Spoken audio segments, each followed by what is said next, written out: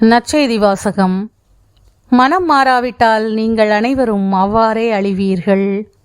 லூக்கா எழுதிய தூய நற்செய்தியிலிருந்து வாசகம். அதிகாரம் 13, இறை திருவசனங்கள் 1 முதல் 9 முடிய.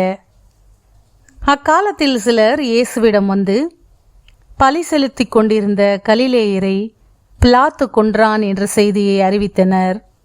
அவர் அவர்களிடம் மறுமொழியாக, இக்கலிலேயருக்கு இவ்வாறு நிகழ்ந்ததால் இவர்கள் மற்ற எல்லா கலிலேயரையும் விட பாவிகள் என நினைக்கிறீர்களா? அப்படி அல்ல என உங்களுக்கு சொல்கிறேன். மனம் மாறாவிட்டால் நீங்கள் அனைவரும் அவ்வாறே அழிவீர்கள். சீலோவாமிலே கோபுரம் விழுந்து 18 பேரை கொன்றதே, அவர்கள் எருசலேமில் குடியிருந்த மற்ற எல்லாரையும் விட குற்றவாளிகள் என நினைக்கிறீர்களா?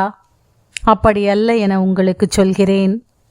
மனம் மாறாவிட்டால் நீங்கள் அனைவரும் அப்படியே அழிவீர்கள் என்றார். மேலும் இயேசு இந்த உவமையை கூறினார். ஒருவர் தம் திராட்சை தோட்டத்தில் அத்திமரம் ஒன்றை நட்டு வைத்திருந்தார். அவர் வந்து அதில் கனியை தேடிய போது எதையும் காணவில்லை. எனவே அவர் தோட்ட தொழிலாளரிடம், பாரும், 3 ஆண்டுகளாக இந்த அத்திமரத்தில் கனியை தேடி வருகிறேன், எதையும் காணவில்லை. ஆகவே இதை வெட்டிவிடும், இடத்தை ஏன் அடைத்து கொண்டிருக்க வேண்டும் என்றார்.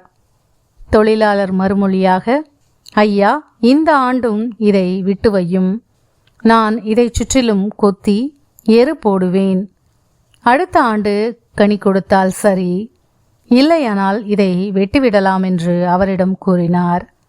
ஆண்டவரின் அருள்வாக்கு. கிறிஸ்துவே உமக்கு புகழ்.